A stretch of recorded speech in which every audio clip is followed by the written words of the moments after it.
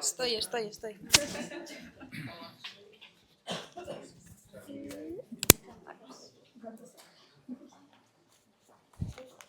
Bueno, aquí donde estamos, en capítulo 3, Cristo es el apóstol, quería llamar la atención a todos a buscar en el apéndice 3. Todavía no hemos visto el apéndice 3, que he puesto, que me chocó. ¿Cuántas veces nos amonesta, nos manda? Hay imperativos, como podéis ver allí arriba en el subtítulo de apéndice 3, mandatos o amonestaciones, que he contado yo 20 mandatos o imperativos en los capítulos 1 al 11, 2 por capítulo más o menos. En capítulos 12 y 13, 29 más, lo cual significa en el bosquejo global que es más práctico, si quieres llamarlo así. Para mí ha sido muy práctico hasta el momento. Pero de cómo ponerlo en marcha en nuestra vida, capítulos 12 y 13. Y el 13, si miráis, la tercera hoja del apéndice 3, toda la hoja es capítulo 13. Mira, hermanos, haz esto, aquello, obedeced, recordad, considerad. Y aquí tenemos en capítulo 3, versículo 1, vamos a volver a leerlo. Por tanto, hermanos santos, participantes del llamamiento celestial, considerad al apóstol. ¿Tú meditas mucho en Cristo? Cuando tienes que tomar una decisión, por ejemplo, ¿cómo decides? ¿Te afecta Cristo? ¿Él entra en la ecuación de tu mente? ¿Qué haría Cristo si estuviera aquí en mis zapatos? ¿Qué actitud tendría? ¿Qué diría? ¿Qué pensaría? ¿Cómo aconsejaría? ¿Cómo reprendería? Según el caso, Jesús era muy fuerte, pero muy compasivo. Yo necesito su ayuda y debemos meditar, considerarle. ¿Qué haría él? Algo muy sencillo, un consejo práctico de parte del maestro de hoy. No soy el maestro, él es el maestro.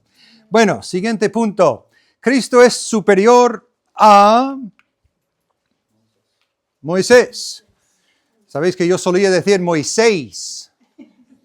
Y un hermano muy compasivo me dijo, hermano, no es Moisés, es Moisés. ¿Dónde está la I? Moisés, no eis. Tanto que hay que aprender.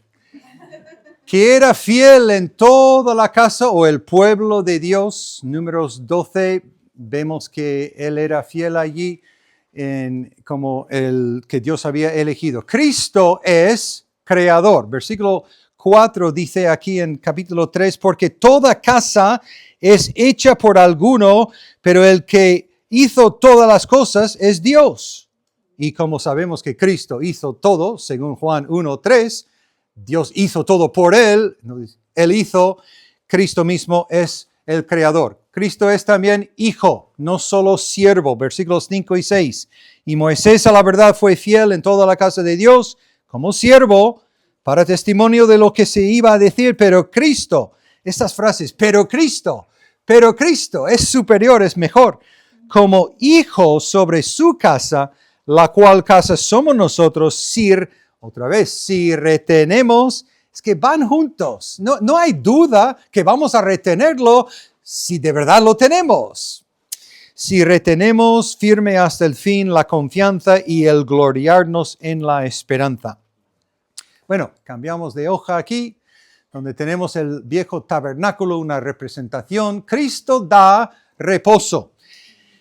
En el recordatorio que os he dado, capítulo 3, no creo que he mencionado, el reposo no obtenido, una raya, por incredulidad. No es que no es obtenido por incredulidad.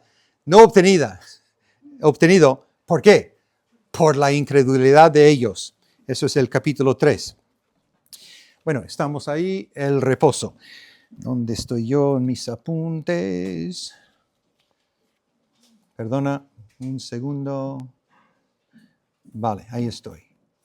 Donde tenemos una cita de Salmo 95, versículos 7 al 11, que aquí corresponde a versículos 7 al 11 de capítulo 3. Vamos a leerlos. Por lo cual, como dice el Espíritu Santo, si oyeres hoy su voz, no endurezcáis vuestros corazones como en la provocación, en el día de la tentación en el desierto, donde me tentaron vuestros padres, me probaron y vieron mis obras 40 años, a causa de lo cual me disgusté contra esa generación y dije, siempre andan vagando en su corazón y no han conocido mis caminos, por tanto juré en mi ira, no entrarán en mi reposo. Ahora, creo que es la primera de 3 veces que se cita ese pasaje. Evidentemente es un enfoque grande en lo que el pueblo de Dios hizo o no hizo en el pasado y por eso tenemos que tomar consejo de lo que ellos hicieron mal y seguir cualquier cosa que hagan bien. Bueno, siguiente letra. Cristo no admite la incredulidad y amonesta contra ella.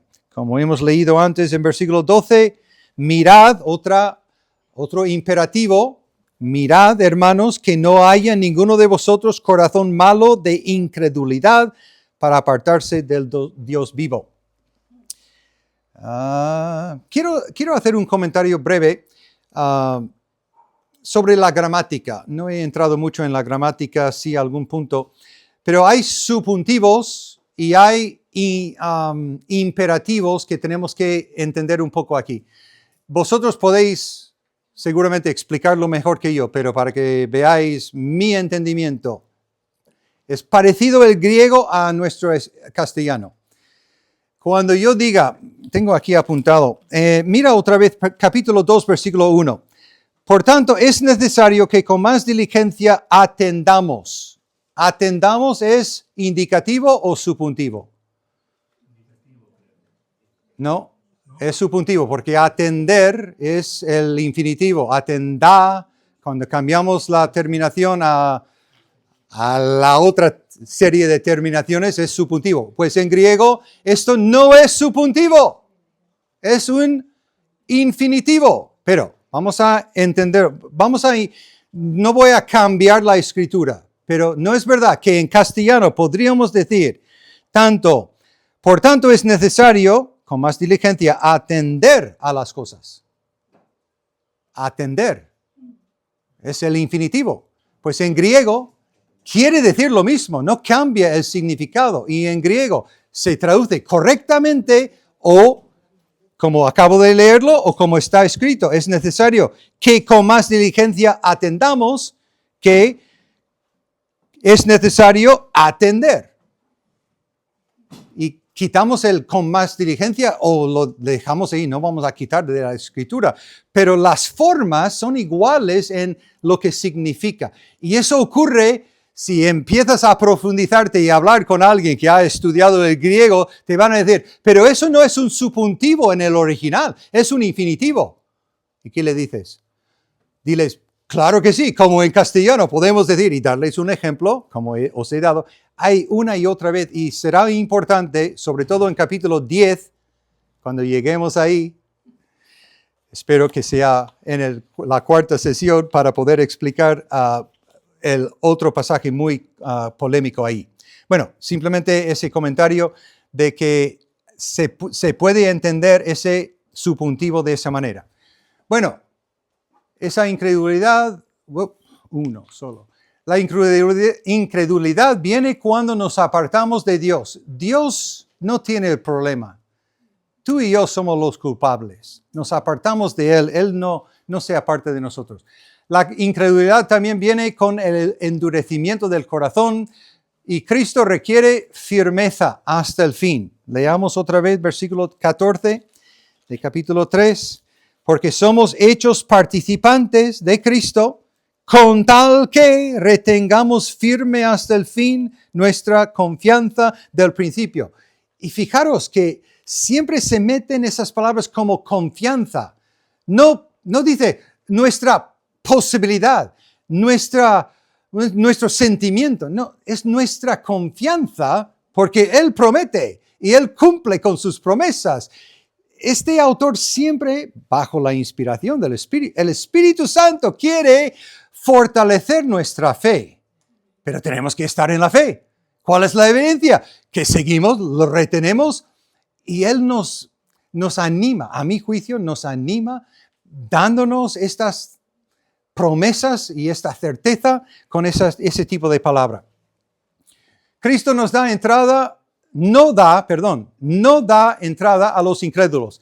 Creo que aquí, ¿puedo ver la copia que tenéis un momento? Aquí me equivoqué en mi castellano, no incluí estas frases. Entonces, ir copiando lo que viene después aquí, después de las referencias. Yo puse en mi copia, puse en presente en algunos casos y luego puse el pasado pretérito y tenía que cambiarlo para que todo esté en el mismo tiempo. Endurecieron sus corazones, provocaron a Dios, pecaron contra Dios, desobedecieron y no creyeron a Dios. Entonces el problema es con ellos.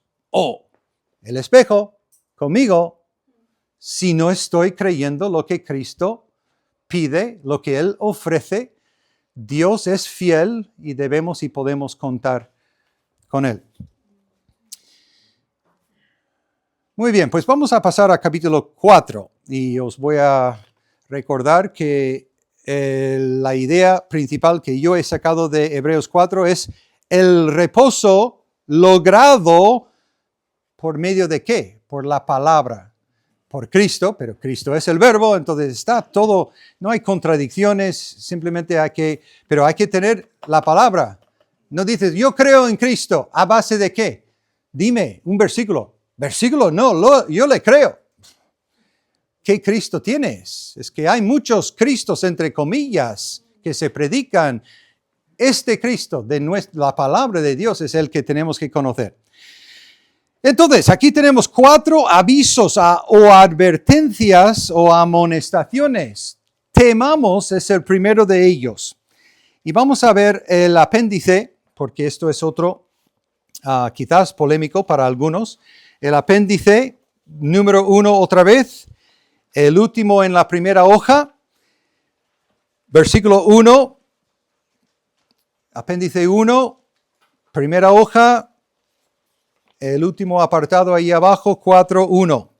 Muy importante fijarnos, no sé de vosotros, pero la idea de tener salvación mezclándolo con temor, es que depende, ¿cómo entiendes el temor? Mis hijos, os he dicho que los hemos disciplinado, no sé si lo dijo claramente, ya me vendrán las autoridades con vara. Cuidado, esto se publica en internet ya. Pues este campamento no autoriza nada de mis comentarios. No es responsable. Puede que estén de acuerdo, pero estoy diciéndolo yo. Creo que me van a echar en la cárcel en algún momento de todas formas. Por muchas enseñanzas bíblicas. Mis hijos recibieron esa corrección, pero gracias a Dios, jamás he visto en mi casa que he levantado la mano hacia su cabeza y se han echado para atrás. Este no es el sitio de aplicar la vara. Creemos que es abajo, donde Dios lo ha preparado, más masa muscular, etc. Donde duele, tiene que sentirlo, pero tampoco nunca hemos pegado para sacar moratones. No, es llamar la atención, es decirles, está mal. Si no estás de acuerdo conmigo, lo siento, no quiero ofenderte. Lo he sobrevivido yo, mis 4 hijos todavía viven, están bien. Yo sé que es el argumento de toda la eternidad, que si he tenido que pasarlo yo, tú también. Hay cierta verdad en eso. La sabiduría de Salomón está allí. Él habla de la vara, también de amonestar. Y yo prefiero amonestar. Si me escucha la primera, mejor. Y solo, tú sabes que tendrás algún hijo que con él ya está corregido. Usa el método mejor cuanto antes y desde cero. Y pregúntales, ¿qué es de la palabra no que no entiendes? ¿Es la N o la O? No es complicado. Y la obediencia casi siempre es cuando tienes que decir no. Y los padres no queremos complacerles, queremos tener amigos. Es tu hijo. Somos hijos de Dios. Y Él nos ha corregido y nos corregirá. ¿Por qué? Porque nos ama. No es que esté enfadado. Nos ama. Aunque mi padre, he hablado bien de mi padre, pero voy a decir algo que él mismo me dijo. Eso de siempre corregir cuando estás con calma y no enfadado, yo jamás, siempre estaba enfadado. Vale, lo vio como una opción, pero no era su opción. Y lo merecíamos todo y más. Nos hemos escapado demasiadas veces. Bueno, temamos. Pasamos a la siguiente página. Temamos no tener una fe que hace más que solo oír. Versículo 2. Que dice, porque también a nosotros se nos ha anunciado la buena nueva como a ellos, ¿dónde estoy? Versículo 2. Pero no les aprovechó el oír la palabra por no ir acompañada de fe en los que la oyeron. Hay que obedecer, no solo oír, porque muchos escuchan pero no ponen en práctica. Temamos no aprovechar el día de fe que da reposo, en el cual entramos en el momento de creer. Ahora, son los versículos 3 al 10. Leemos el 3 primero. Pero los que hemos creído entramos en el reposo. De manera que dijo, y cita otra vez el Antiguo Testamento, hacemos un salto a versículo 10. Porque el que ha entrado en su reposo también ha reposado de sus obras como Dios de las suyas. Es por fe. Pero luego entran las obras. Somos creados en Cristo Jesús para buenas obras. Pero siempre vienen después. Pero tienen que venir después. ¿Cómo sabes tú que sabes jugar a voleibol? Como este sabe, todo el mundo lo habéis, este todavía está para aprender, pero mañana te aseguro que tú vas a poder hacer eso si escuchas a sus instrucciones.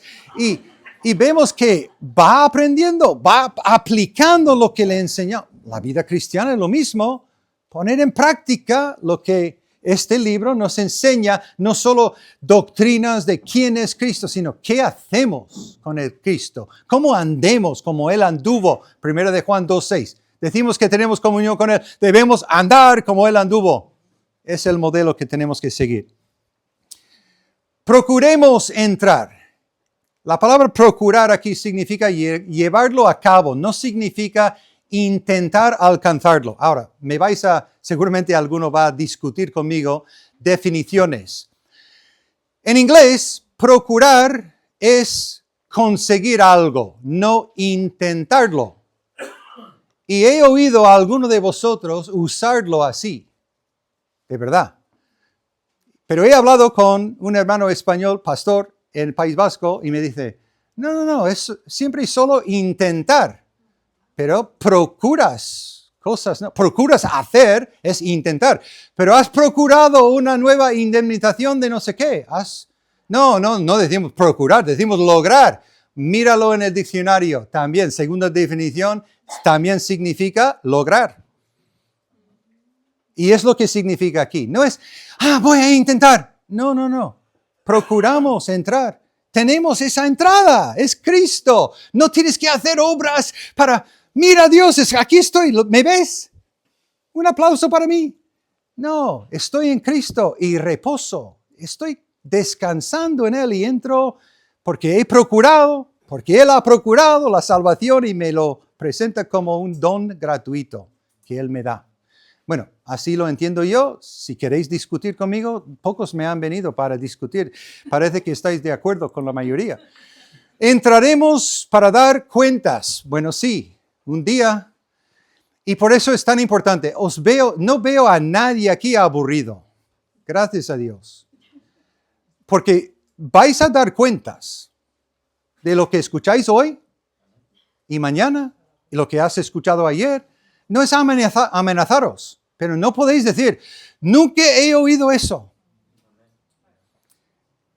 Bueno o malo, a mi juicio bueno. Yo quiero estar lo mejor preparado posible.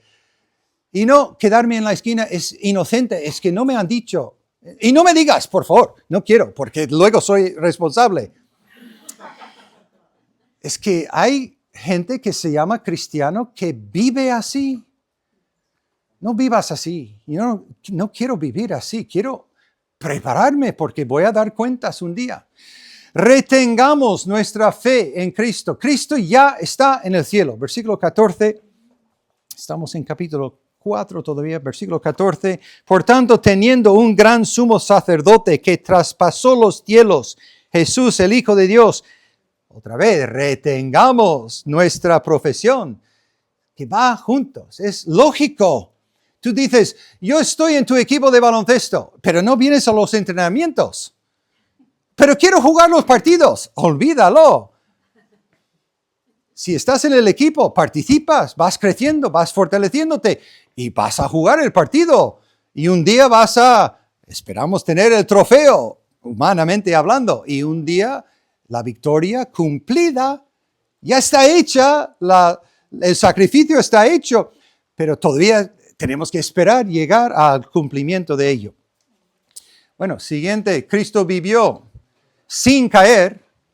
Él vivió todas nuestras debilidades, aquí se llaman debilidades. ¿Sabéis que tenemos más que pecados? Espero que sepáis que hay simplemente debilidades, que no sean pecados. Algún ejemplo, por ejemplo, con mis hijos, si yo le pregunto a mi hijo David, que tiene 17 años, David, ¿qué es 2 más 2? Y me dice 5, no va a decir 5, sí, pero si me dice 5, le digo, ¡mentiroso! ¡Pecado! No, se ha equivocado. Vaya equivocación, 2 más 2, bastante sencillo, pero hay algún erudito matemático aquí que sabe que en otra esfera puede salir con 5. Mi hijo mayor lo cree. Mi hijo mayor, el militar, ha leído cosas que, como que 2 más 2 son 5. Vale. Pero eso es una debilidad. Un trastorno mental que uno puede tener. ¿Hay un matemático erudito que estoy ofendiendo aquí en la cámara? Espero que no. Hay debilidades que no son pecado, pero pecamos demasiado. Pero gracias a Dios tenemos un sacerdote, tenemos un salvador, todo lo que hemos visto de Cristo hasta el momento. Él no quiere que pequemos nunca. Y nos da la provisión que se llama su gracia, la ayuda divina, invisible por supuesto, para ayudarnos a evitarlo. Yo no soy buena persona. Sinceramente, cuando yo testifico a los incrédulos, me ven, esta semana me han llamado para hacer una ayuda social en nuestro pueblo. Hay unos ancianos que tienen un programa de actividades y no pueden llegar. Entonces han alquilado o han comprado una furgoneta, pero necesitan transportistas para buscar a los vecinos para llevarlos. Y dije, bueno, me apunto. ¿Cuándo es? ¿Y cuánto tiempo? Y no es pagado, es todo voluntario. Vale, como pastor tengo mi horario libre, que puedo hacer lo que quiera y vale. Pues resulta que mi hijo, que es músico, tiene ensayos de la orquesta en Pamplona, 1 hora de distancia, el mismo día que quieren que yo sea el transportista, el chofer. Entonces, recibí una llamada del director, Joaquín, y me dijo, oye, Roger, estamos pensando que quizás será mejor aplazarlo hasta otro momento, ya que no puedes comprometerte. Pero he oído, yo no sé con quién está hablando, he oído tantas buenas cosas de ti que no quiero perderte. Y yo, madre mía, wow, un aplauso de un inconverso. ¿Qué está escuchando de mí? Yo no sé, pero tú y yo tenemos un testimonio delante de los hermanos en la iglesia, primero en casa, en el espejo, en la comunidad. ¿Qué dirían de ti?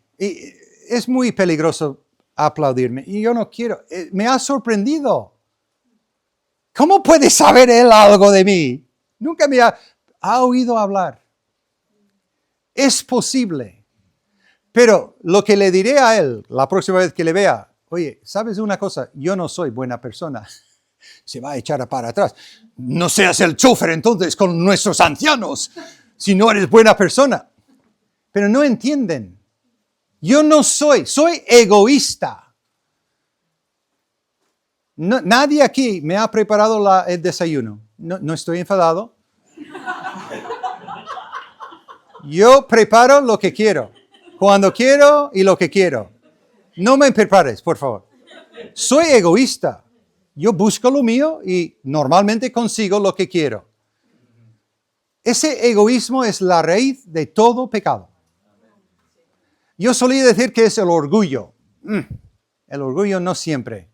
Es pura naturaleza bestial en algunos casos que no tiene nada que ver con orgullo, pero es egoísta. Yo quiero lo que yo quiero, cuando ese yo, nos vuelve locos y tenemos que tener a Cristo para solucionarlo.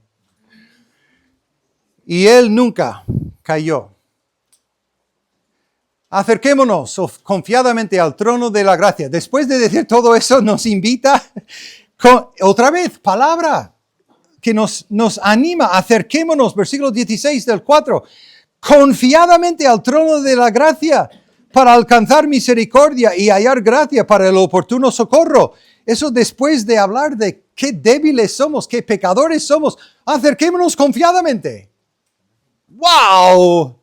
No hay explicación aparte de su gracia y Cristo que nos ha amado tanto. Bueno, acerquémonos confiadamente al trono de la gracia, todo posible por Cristo. Capítulo 5. Cristo es sumo sacerdote. Y os voy a invitar otra vez a los apéndices. Y es el apéndice 5, creo que es. Sobre el sacerdocio en Hebreos. Creo que es importante, para no seguir otro camino de conejos, leer esta primera parte del apéndice 5. Como os dije antes, yo no veo tanta la importancia de un sacerdote. En las iglesias donde me han enseñado a mí, en Estados Unidos, antes de venir aquí y después, las iglesias que conozco, seguramente tenéis esta doctrina de que tú eres sacerdote ante Dios. Puedes ir tú, debes ir tú, yo, directamente a Dios, confesar mis pecados y Él me escucha. No tienes que venir al pastor, no debemos ir al cura. Tenemos un sacerdocio personal que podemos aprovechar y debemos. Entonces sí se nos aplica, pero para estos hebreos solo sabían ese sistema sacerdotal. Entonces vamos a pensarlo un poco. En Hebreos habla del sacerdocio de Cristo. Hierús, sacerdote, de estas 31 veces que esa palabra hiereus se usa en el Nuevo Testamento, 14 de ellas aparecen en el libro de Hebreos, casi la mitad. Y otra palabra relacionada, hierosune, 3 veces, traducida por el otro sustantivo, sacerdocio, y las 3 veces todas en Hebreos.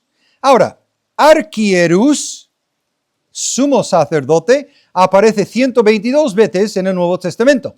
Sumo sacerdote o príncipes de los sacerdotes o pontífice, la versión de 1909 se traduce pontífice, los que soléis leer esa versión, si es lo que leáis, es pontífice.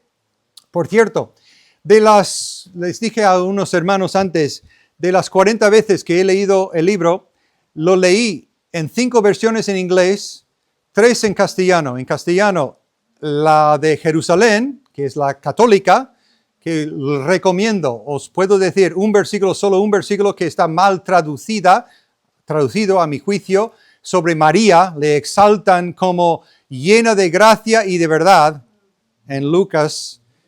Cristo es lleno de gracia y verdad en Juan 1 y evidentemente lo quieren equivaler.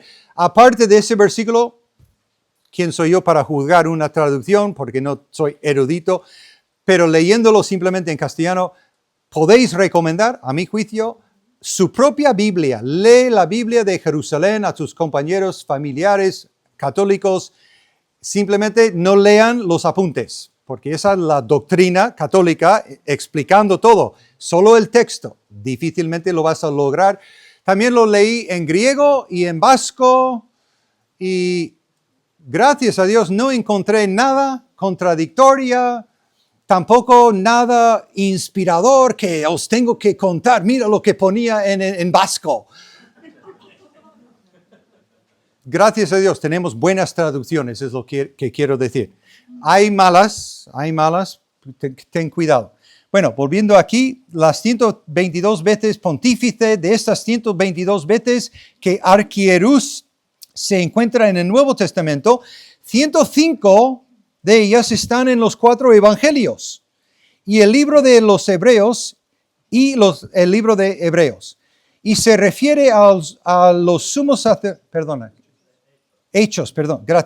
gracias, importante, libro de los Hechos. Y se refiere, porque ahí todavía estaban juzgando a los apóstoles, se refiere a los sumos sacerdotes de los judíos conforme a lo establecido por la ley y el sacerdocio levítico. Las otras 17 veces aparece la palabra en Hebreos solo y habla de Cristo. Y como Cristo es el cumplimiento de ellos. No aparece la palabra arquierus en ningún otro libro en el Nuevo Testamento. A mí me llama la atención mucho eso. Él es el sumo sacerdote. ¿Por qué tiene tanta importancia este tema del sacerdocio en el libro escrito a los Hebreos? La pregunta prácticamente contesta a sí misma. ¿Cómo se presentará el hombre delante de Dios si no tiene intercesor o mediador? Miqueas 6:6 hace esta pregunta. ¿Con qué me presentaré ante Jehová y adoraré al Dios Altísimo? Primero de Timoteo 2:5 declara la respuesta. Porque hay un solo Dios y un solo mediador entre Dios y el hombre, Jesucristo hombre. Hebreos da todos los argumentos necesarios para convencer a un judío o hebreo de esta realidad. La palabra sacerdote o sumo sacerdote aparece en los capítulos 2, 3, 4, 5, 6, 7, 8, 10 y 13. Solo no en la lista de los héroes de la fe y en capítulo 12 no tenemos explicación por qué no, pero evidente, es un tema muy céntrico en todo el libro. O sea, solo en los capítulos 1, 11 y 12 no aparece, y en el capítulo 1 el concepto de la expiación de que el sacerdote servía para proveer o ejercer aparece en versículo 3, donde dice que el Hijo ha efectuado la purificación de nuestros pecados por medio de sí mismo. Los hebreos, es decir, los israelitas, judíos, sabían bien y dependían totalmente del sistema de sacrificios por los los pecados. Ese sistema fue establecido por Dios en el Antiguo Testamento y era la única manera para que un hombre pudiera esperar que hubiera una solución por sus pecados. Entonces, aquí en el libro de Hebreos, el Espíritu Santo inspiró al escritor a que escribiera sobre cómo un hebreo o israelita, judío, podía acercarse a Dios, ya que declara en 8:13, por ejemplo, que el viejo sistema, el pacto antiguo, estaba para desaparecer, para ser reemplazado por el nuevo. Eso me ha ahorrado 10 minutos, porque no voy a seguir hablando de ese tema. Podemos hablarlo más tarde. Muy importante para mí incluir esos detalles. Bueno, Cristo fue llamado por Dios el Padre, así como los de Aarón, versículos 4 y 5. Él era diferente porque era del orden de Melquisedec, que podemos leer en esos versículos con los versículos del Antiguo Testamento. Cristo fue oído por causa de su temor reverente. Vamos a leer ese versículo 7.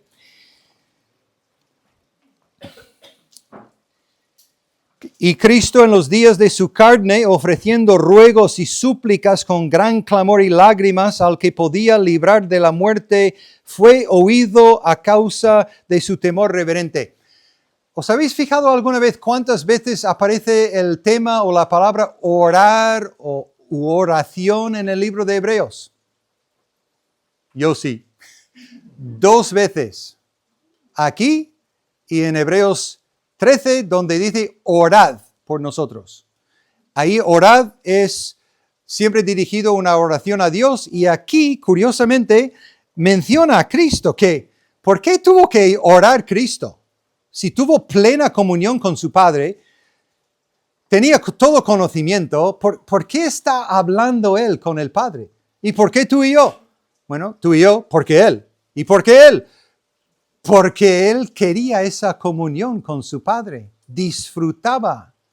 Cuando tú vayas al Señor en oración, disfrutas. Bueno, hay convicción, hay que confesar demasiadas veces, tristemente, nuestro pecado. Pero ¿alguna vez disfrutas? Imaginaros que yo, gracias a Dios, hemos llegado a 40 años de matrimonio. Imaginaros que cada vez que entro por la puerta tengo que decir, cariño, es que he pecado tantas veces ahí en Vera hoy, madre mía. Encontré una moneda en el suelo en la tienda y me lo quedé en vez de devolverlo. Y también me he enfadado con tantos conductores, les he llamado estúpidos. ¿Podéis imaginar una relación con mi esposa así? Y no darle un besito y agradecerle la comida que está preparando, que huele tan bien. Pero ¿no es verdad que a veces nuestro pensar de Dios es y voy a decirlo mal, ogro. Es que en inglés es ogre. Que es allí y quiere. ¿Cómo es tu Dios? ¿Cómo es mi Dios? Nos ama. Quiere comunión, la queremos con Él o no. Ámale. Acércate. Tenemos invitación. Acerquémonos con confianza, confiadamente. Y nos quedamos y solo sabemos confesar. Está bien, confiésalo, pero disfruta de la comunión que tenemos con Él. Bueno, Él era hijo y también eso es cuando era joven, fue obediente. Ahí está mal el dibujo, pero Él cuando tenía 12 años, ahí con los eruditos de la ley. Obediente, Cristo obediente, por supuesto. Dándonos el ejemplo de este pequeño, fue, sin embargo, perfeccionado. Quizás eso es otro pasaje polémico. ¿Cómo puede ser perfeccionado uno perfecto que jamás pecó? Bueno, el pasaje nos explica, vamos a leer los versículos 8 y 9.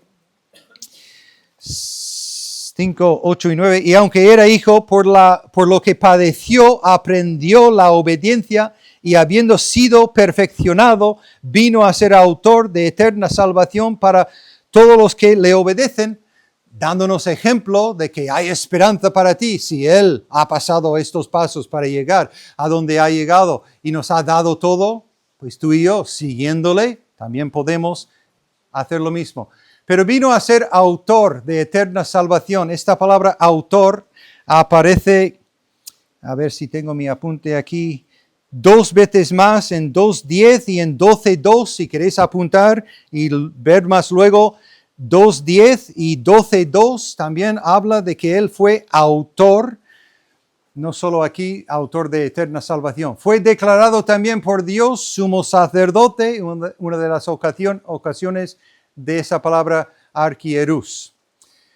La letra B, Cristo es ignorado por los tardos para oír. Vamos a entrar en esto de que la audiencia evidente era inmadura.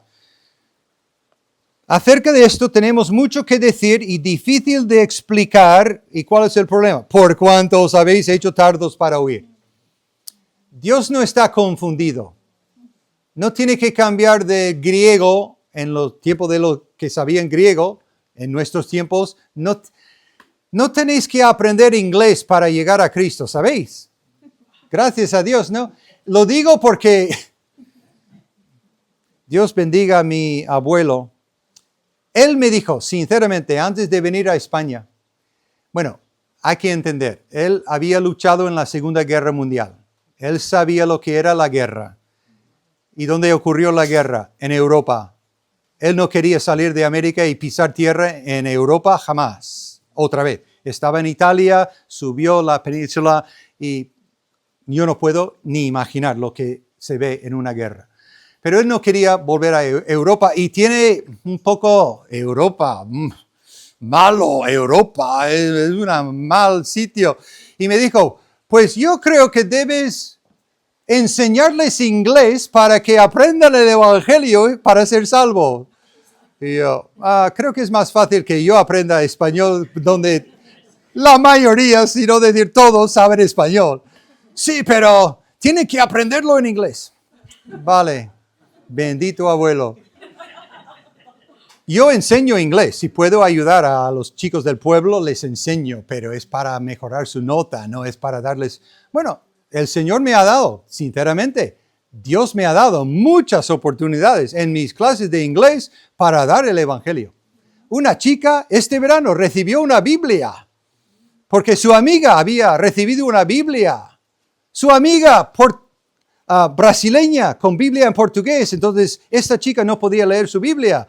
Bueno, podía entender algo en portugués, pero esa chica brasileña vivía en Echalar antes, volvió a su país porque la abuela estaba mal y fue con su madre.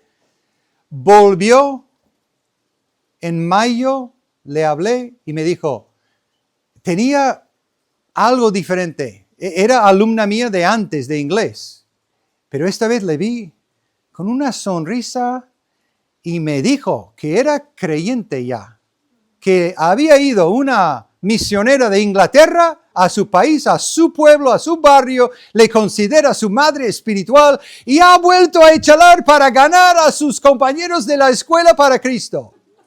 Bueno, ya puedo ir yo a dejar Echalar para la chica Yailine.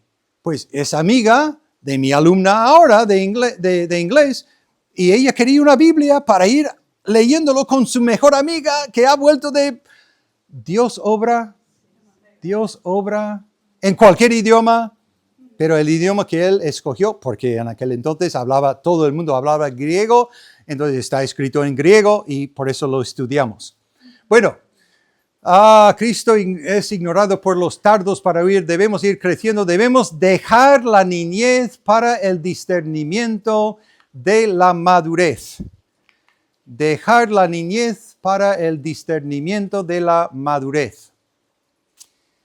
Bueno, no voy a decir más comentario allí, pero vamos a ir a capítulo 6. Si no hay alguna pregunta, algún punto importante. Capítulo 6. Hay cierto fundamento de la fe cristiana. Versículos 1 al 3. Vamos a leerlos. Por tanto, dejando ya los rudimentos de la doctrina de Cristo, vamos adelante a la perfección, no echando otra vez el fundamento del arrepentimiento de obras muertas, de la fe en Dios, de la doctrina de bautismos, de la imposición de manos, de la resurrección de los muertos y del juicio eterno, y esto haremos si Dios en verdad lo permite. Yo soy, para que sepáis, yo soy bautista por convicción y por la historia del sufrimiento de los bautistas históricamente, etcétera, etcétera, pero por convicción. Si tú no eres, está bien, no tienes por qué ser bautista.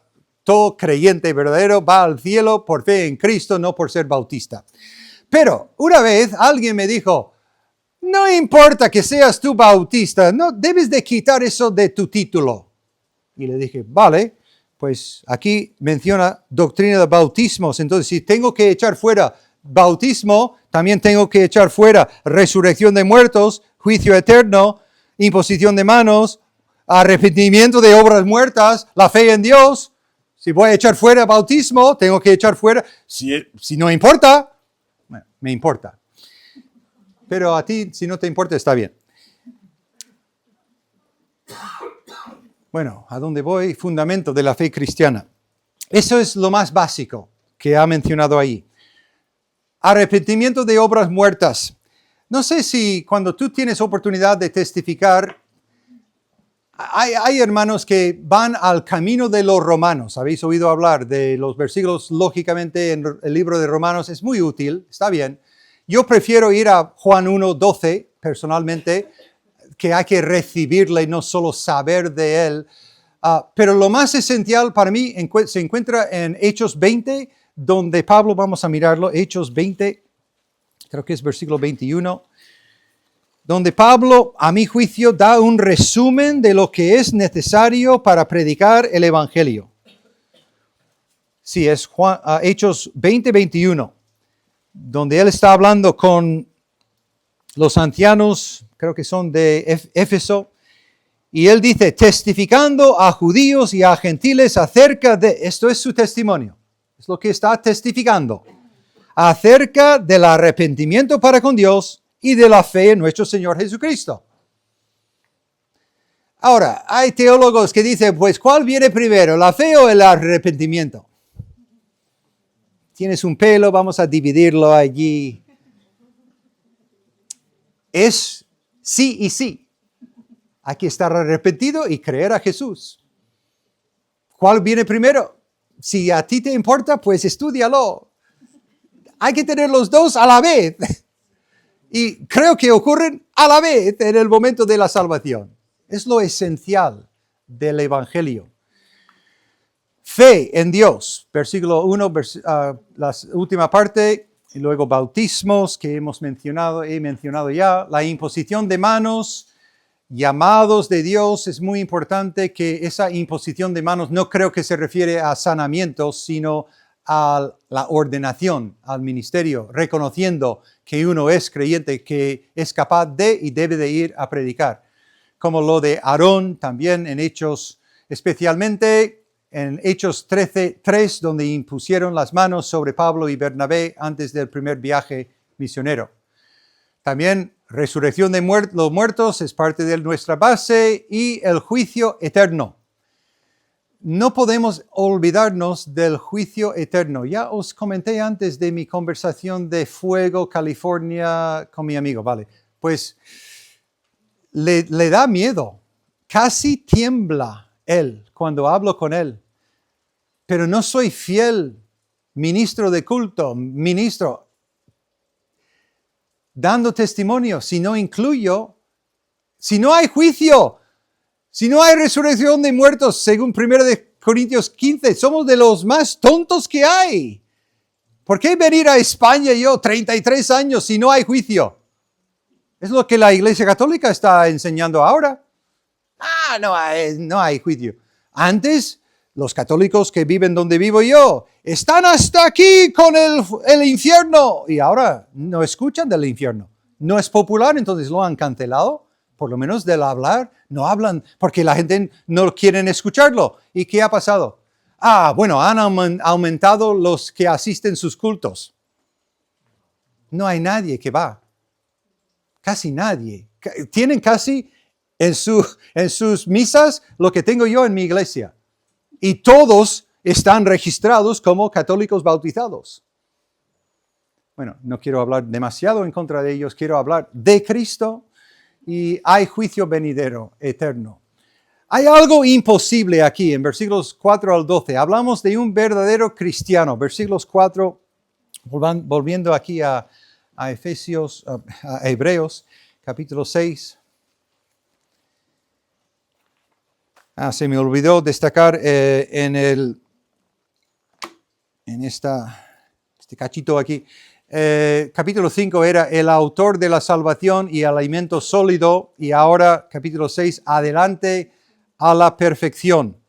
¿Cómo vamos a hacerlo? Versículos 4 y 5 de capítulo 6 dicen así: porque es imposible que los que una vez fueron iluminados y gustaron del don celestial y fueron hechos partícipes del Espíritu Santo, y asimismo gustaron de la buena palabra de Dios y los poderes del siglo venidero, y recayeron, sean otra vez renovados para arrepentimiento, crucificando de nuevo para sí mismos al Hijo de Dios y exponiéndole a vituperio. ¿Para ti este es el pasaje más polémico o el de capítulo 10? Esto es difícil. Y como lo tengo escrito en la hoja aquí, voy a volver al apéndice, porque si no me voy a liar yo también. Es algo que tenéis que estudiar. Tenéis que profundizaros sin miedo. Quiero darte todos los detalles que he visto yo de tomarlo en serio, pero de la confianza que Él nos da, sus promesas, su fidelidad, junto en el mismo pasaje. Entonces, ahí en el apéndice 1, la segunda hoja, la primera parte, versículos 4 al 6 del capítulo 6, la cuestión aquí es sobre quiénes son los que lo tienen imposible ser otra vez renovados para arrepentimiento. Primero, vamos a ver cómo se describen.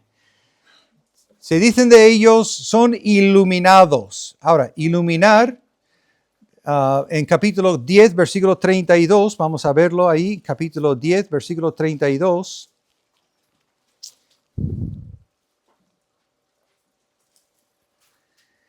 Pero traed a la memoria los días pasados en los cuales, después de haber sido iluminados, sostuvisteis gran combate de padecimientos. Ahora, ahí el verbo es fotizo, como foto, dando luz a algo para poder ver la imagen.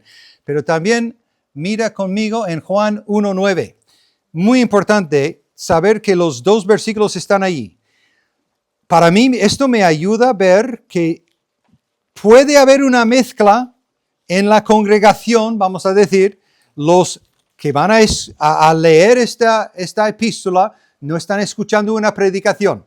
Pero como os digo, en mi iglesia, cada vez que predico, hay un señor que se llama Pedro que se sienta allí, no es creyente, pero me escucha con interés, con ganas, pero no se ha convertido y lleva meses escuchándome. Y yo predico el evangelio y los principios para creyentes y él está escuchándolo todo. Yo no sé cómo Dios va a obrar. Creo que Dios quiere salvarle, sin lugar a dudas. Ahora, aquí en Juan 1:9, hablando de Jesús, aquella luz verdadera que alumbra a todo hombre. Ahí sí es universal. No salva a todo hombre, pero alumbra a todo hombre. ¿Cómo? El libro de Hebreos también va a hablar de la conciencia. Yo creo personalmente que cada persona inconversa, creyente, tenemos conciencia del bien y del mal. Ahora, según la sociedad, puede haber alguna sociedad, y he oído hablar que está bien robar en algunas culturas. Vale, en esa cultura puede estar bien. Sacas mucho dinero robando. Vale, está bien para tu cuenta bancaria, pero eso no justifica que sea bueno ante Dios. Y yo no sé cómo es su conciencia, el que vive en esa cultura, pero ante Dios, Dios le ha dado, estoy convencido bíblicamente que Dios ha dado luz a todo ser humano, no ha excluido a nadie. Cualquier puede venir. Y tú dices, pero ¿no crees en el calvinismo? Madre mía, eso es otro estudio, tomos de libros. En general, los excesos de cualquier sistema no creo. Yo estuve en mis estudios de máster escuchando a uno que estaba insistiendo en su punto teológico y levanté mi mano. Está bien, de vez en cuando, levantar la mano. Y yo, la verdad es que discutí un poco con él, porque insistió que no, esto está completamente, lógicamente de acuerdo con mi postura. Y yo dije, mi pero no valía nada. Es que no tenía sentido lo mío, solo era lo suyo. Entonces, a él no le voy a escuchar, si no es tan humilde para decir, pues bueno, puede que sí, gracias por sacarlo. Si no hay ninguna humildad, es que no le voy a escuchar. Si yo me convierto en un orgulloso que, baja la mano tú, no levantes otra vez.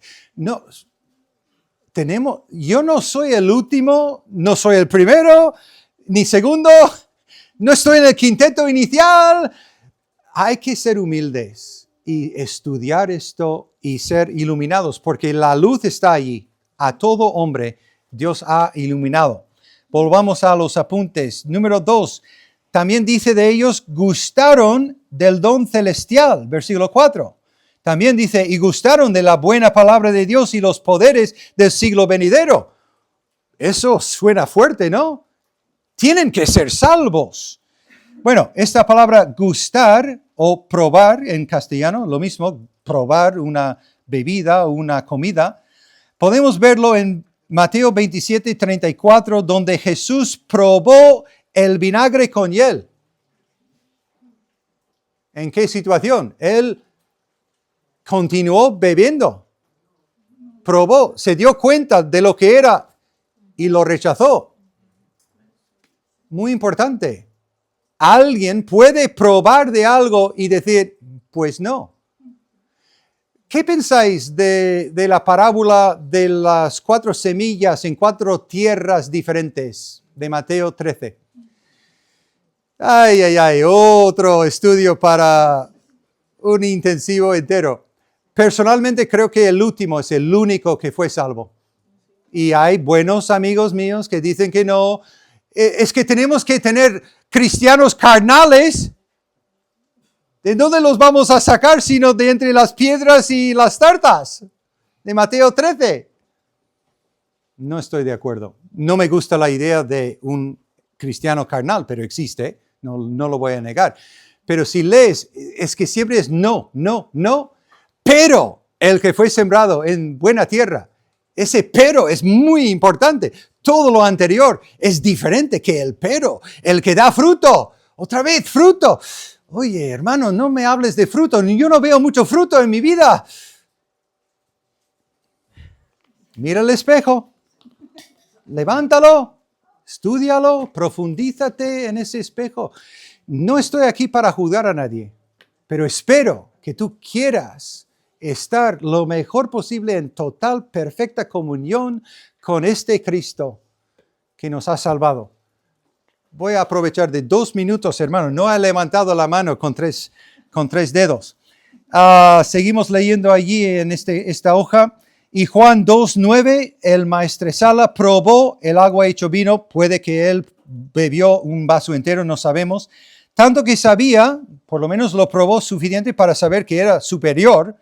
En Hechos 20:11, Pablo y otros, la R me falta si queréis añadir la R, comieron antes de salir, y 1 de Pedro 2:3, los creyentes gustamos la benignidad del Señor y crecemos para salvación. Entonces puede ser que hayamos gustado y somos creyentes, pero para mí no es necesariamente obligatorio. Número 3, hechos partícipes, otra vez esa palabra partícipes como con el voleibol, del Espíritu Santo, es la misma palabra, metoxos, significa compañero, partícipe, participante, como en Hebreos 1, 9, 3, 1 y 14, 12, 8 aquí, y en Lucas 5, 7, donde está claro que todos están incluidos en el grupo mencionado.